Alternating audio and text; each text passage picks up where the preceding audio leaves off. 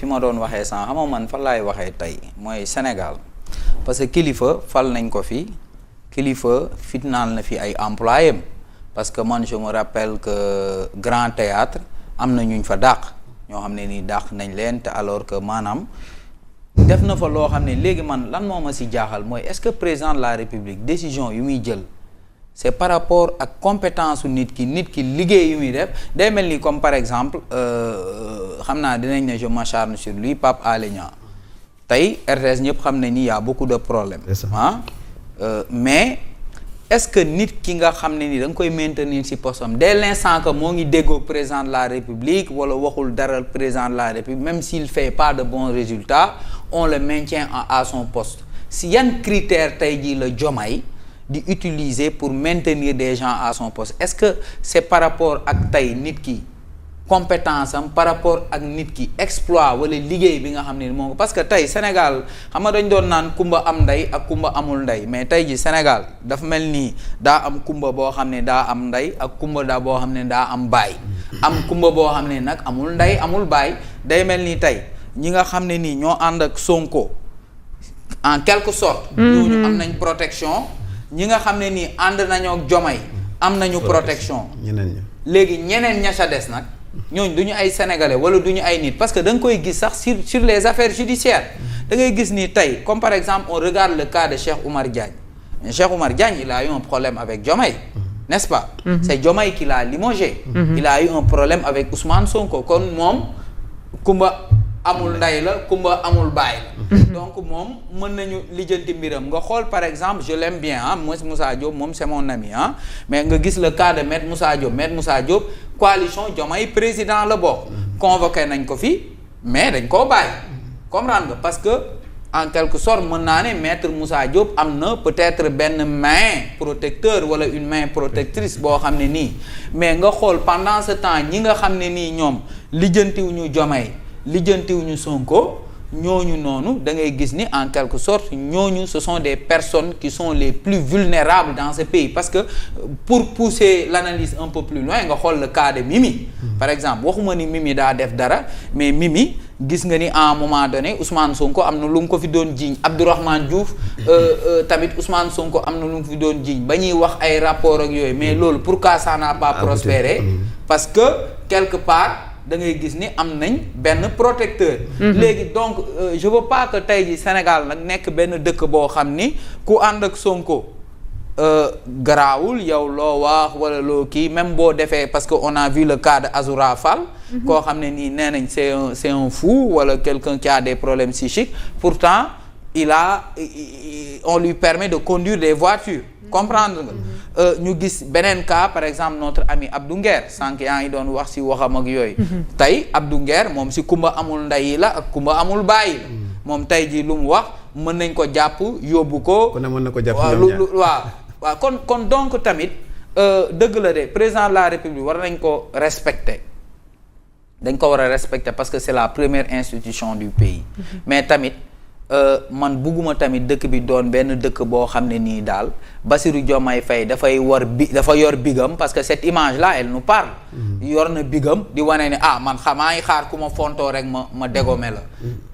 est-ce que léegi est-ce que dégommer bi si critère ku ma fontoo rek la war a tënku wala critère tamit ki nga xam ne moo ngi liggéey parce que le DG le directeur de l'ARP boobu ñu doon wax l'agence de la réglementation pharmaceutique am na ñu doon naan c'est un proche peut-être de Sonko wala keneen ki nga xam ne nii moo ngi ko doon kii c'est un proche de Diomaye am na ñu ko doon wax donc dëkk bi tamit bon man daal y a quelque chose daal Fatima qui ne tourne pas rond quoi qui me dérange y a du tout dans ce pays waaw am na lu may déranger que quoi quelque chose qui n'est pas qui n'est pas normal quoi qui n'est pas normal dans un pays boo xam ne nii dëkk bu normal la buy doxee buy doxee normalement parce que des fois tu as l'impression daal que c'est que da nga koy doog a dund en fait di ko doog a gis parce que depuis un moment bi ñu juddoo ba tey li ñu gis ni ñu ngi koy doog a gis parce que dëkk bi daan nañu woon wax premier ministre on disait tout le temps le président de la République mais aujourd'hui da nga naan premier ministre ba pare doog si teg le président de la République wala foo ne président de la République ne premier ministre ñoom ñaar. da ngay gis sax benn ministre di wax ne on salue le président de la République mais également on salue le président du PASTEF c'est-à-dire il y a entre les deux doo xam sax ñoom sax xamatuñu kan mooy président ak ku dul président. et loolu mooy les incongruités yu ñu nemmeeku aujourd'hui depuis ce régime là bi nekk en place en parlant sax yaa ngi wax rapport aujourd'hui et c'est bien de poser ce rapport là également mais dañuy jiñoon ne Abdourahmane Diouf dafa defoon surfacturation ak ñun Mimi Touré aujourd'hui fan lañ toll ci seen rapport yooyu aujourd'hui également voilà. certainement peut-être bu fekkoon c'était pas de proche de Diomaye aujourd'hui kon Abdourahmane ak Mimi on ñu ngi leen di traîner dans la boue au même titre que les autres yoo xamante waa APR yi doonte sax aujourd'hui également ce débat là a disparu complètement sur la reddition des comptes beaucoup de dossiers yoo xamante ni véritablement dañ ko jëloon fii def ko au trophée de guerre aujourd'hui France daal di xëddeen et mooy li ñuy wax rek aujourd'hui moo tax voilà c'est devenu un pays boo xamante ni waa difficile à parler difficile d'analyser difficile de comprendre moo da ngay dox rek dañu ñun ñëpp lañu tëñëx rek. on n'est pas tous égaux quoi. ah mais nooy def on n'est pas tous égaux tey Sénégal loolu. boo fi bëggee normal fan nga jëm. waaye dëkk bi boo fi bëggee normal nga da ngay analyser teg ko ci temps di def di dox non da ngay xëy rek gis sa bopp fële. un voisin de Azoura fële caare parce que c'est anormal c'est extraordinaire c'est-à-dire rythme bi kenn mënu koo topp kenn mënul koo topp mënoo comprendre moo tax benn moment aussi c'est bien que le président également prenne ses responsabilités parce que au moins sax dina xaw a tempérer un peu les ardeurs nit ñi am une certaine lisibilité sax ci fi ñu jëm pour que véritablement ñu xam soit dañuy mën a ànd ñu ànd soit ñu tàqalikoo mais prendre ses responsabilités maanaam bu mu ko jël à demi-mesure xam nga demi-mesure mooy lan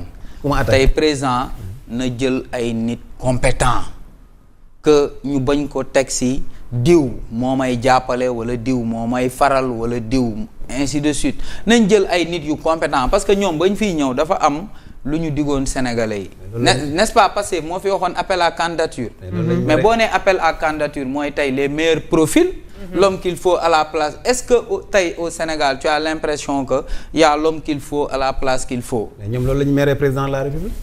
parce que loolu la ñu mere président de la République. lan lañ ko mere mooy. le fait que muy xool feneen jël yeneen Sénégalais yu bokkul yoo xam ne jàpp nañu xeexuñ ci parce que ñoom Ousmane Sonko nee na parti état la ñu wax on gouverne avec ses hommes. ñu bokkul mais moom est-ce que Diomaye est allé jusqu'au bout de sa logique aussi mooy tey xam nga tey Ousmane Sonko parti état la wax yow defoo parti état mais est-ce que yow tamit ñi ngay choisir est-ce que si critère compétence nga leen di choisir wala critère diw sama nit la tamit ça aussi ça pose problème il faut que tamit ñu tànn aussi les hommes qu'il faut à la place qu'il faut parce que tey ñun ñoo ngi nii on a des problèmes yoo xam ne nii kenn xamul fan lañ koy waxee mais tey nañu jël par exemple y a beaucoup de sociétés tey ñoo ngi naan nii par exemple la poste par exemple ñoo ngi naan poste amul mais tey tu vas pas me dire que dans le monde y a pas un Sénégalais boo xam ne nii tey mën na jël poste développer ko xanaa wala bu Sénégalais bu ko mënul développer sax ñu dem jël beneen nit bari nañ y a beaucoup de Sénégalais yoo xamante ne am nañ ak xam-xam te itam def nañ ay propositions pour améliorer li nga xamante ne moom moo di la poste bu leen ko joxoon daa amaana dinañ ci indi ay joyanti voilà mais malheureusement on veut juste donner ces postes pour ñi nga xamante ne ñun ak ñoom ñoo fa te déjà je ne dis pas pour le dire je suis convaincu que poste bu ñu ko joxoon Bougane fii léegi 1 an mu taxaw loolu moom leer na nit moom loo ko bañ nangu ko ni bopp bi baax na sur ce plan là il est capable ça il y en a des milliers mais c'est-à-dire mooy li ma la wax aujourd'hui est-ce que on gouverne pour des résultats ou bien on gouverne pour se maintenir au pouvoir et là malheureusement boo xoolee dans ce pays là les gens gouvernent pour se maintenir au pouvoir non pas pour faire des résultats yoo xamante ni yuy juróom njëriñ askan bi sinon bu ñu ko defoon